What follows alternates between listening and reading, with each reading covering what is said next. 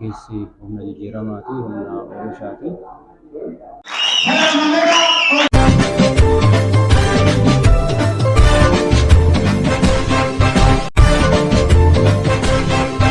Kamal Ibrahim jedhama. Itti gaafatamaa waajjira ispoortii godina Arsii Lixaati.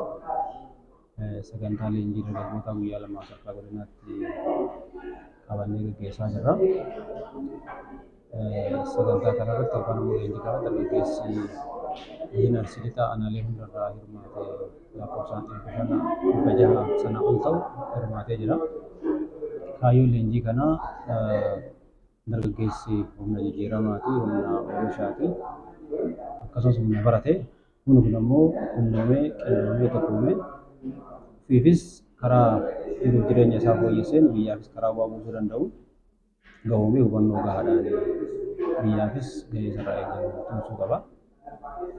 Kaayyoo waliigalaa sadarkaa dhuunfaa isaa irraa kaasee keessattuu haala jiruuf jireenya isaa fooyyessuu wajjin wal qabatee inta horatu wajjin wal qabatee meeshaatti carraawwan jiranitti gahumsaaf dandeettii qabu fayyadamee guutuu carraa qabeessa ta'ee carraa sana keessatti ammoo carraa biyyaaf hawaasa bal'aallee karaa dabaluu danda'uun hojjetee waliigala isaa birmadummaa biyyaatiif, badhaadhina biyyaatiif, ijaarsa biyyaatiif humna tumsuu qabuu fi gahumsa guutuu qabu waan ta'eef sadarkaa sanatti leenjiin kun gahumsa isaanii qabu hubannoo isaanii cufee isaan qopheessuu fi isaan qindeessuudha waan ta'eef kaayyoo waliigalaa humna misoomaa, humna jijjiiramaa dargaggeessa ta'e kana karaa guutuun humna misoomaa, humna nageenyaa gochuu wajjin wal qabatee karaa guutuurraa hirmaachuu wajjin wal qabatee karaa guutuun itti abboomsuu wajjin wal qabatee carraawwan dargaggeessi keessatti fayyadamee abbaa biyyummaa fi sirnummaa isaa mirkaneeffatu hunda keessatti hubannoo dabaleessa qabaatee akka sadarkaa sanatti qophaa'ee fayyadamaa ta'uu danda'u taasisuudha.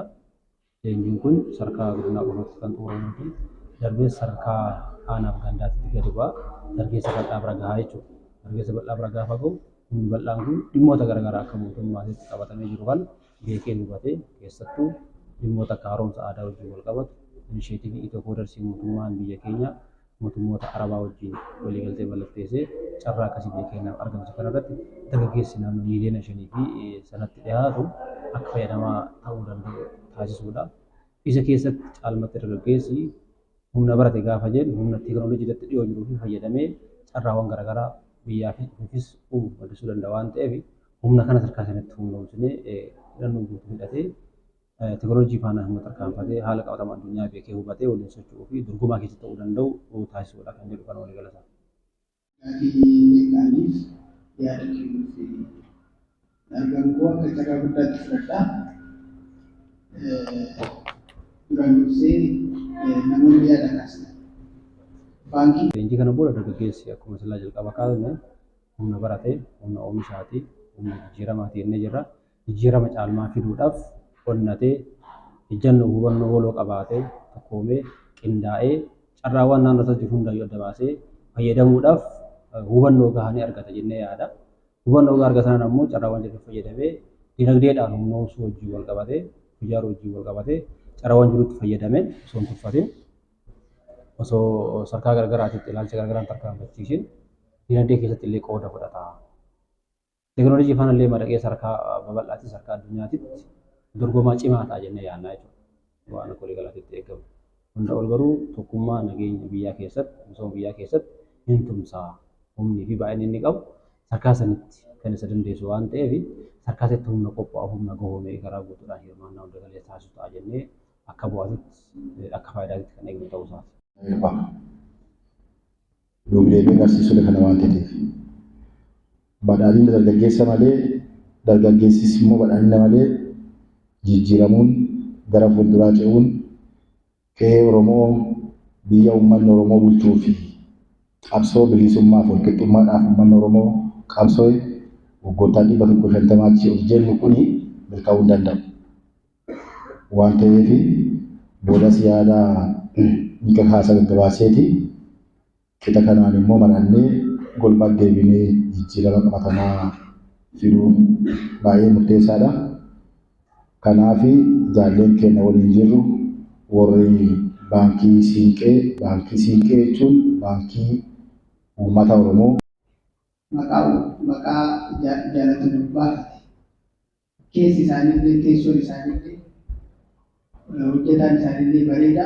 Garuu waan taphi jedhu nama gochuu hin dandeenye baay'eetu jira jechuudha. Waan nama rabu. Baankii 31 kana lakka'ee mootummaan hawaasa isaa ittiin tajaajiluu hin dandeenye. Wanta akka waliigalaatti dabarfaadhu dargaggeessi humna barate humna jijjiiramaa fi humna hojii jennee jirra. Humni kun ammoo qixaan yeroo qabnu kanatti keessattuu umriin dargaggummaa umurii baay'ee murteessaadha jechuudha. Akkuma jechamaatitti dargaggummaan qeerransaa jedhama jechuudha. Waa qabee sarkaa qabee sanatti irraa fayyadamuu, milkeessuu, dhugoomsuu danda'a. Kanaaf humna isaanii yeroo isaanii qixaan fayyadamanii iddoo oolmaa isaanii filatanii iddoo malletti harkaan malletti yeroo fi humna isaanii qisaasessuu caalaa yeroo qaban humna qaban kana fayyadamanii ofiifis biyyaafis jijjiirama fiduu qabanii kan jedhu kana qaba. Isa fiduudhaaf ammoo bakka qaama hubannaa jirutti leenjiiwwan sadarkaa garaagaraatti mootummaas ta'ee paartiin gadi buusu keessatti qooda fudhatanii hirmaatanii bakka qaama hubannoo jirutti hubannoo gahaa argatanii karaa naamusaa fi fakkeenyummaa gaarii qabuun dargaggeessi ergama kennuu hundaan milkeessee injifannoodhaan goolamee isa keessatti fayyadamummaa isaa kan gama hawaasummaa, gama siyaasaa, gama diinagdee mirkaneessuu qabaa kan jedhu kana qabaa.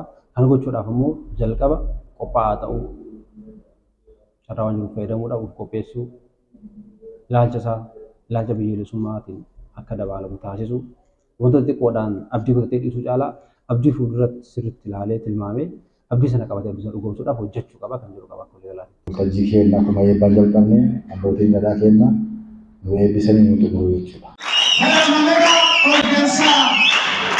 Tersimu badhaadhina dargaggoota kan waan ta'uudhaan aanaa Nagee Arsii sadarkaa tokkoffaa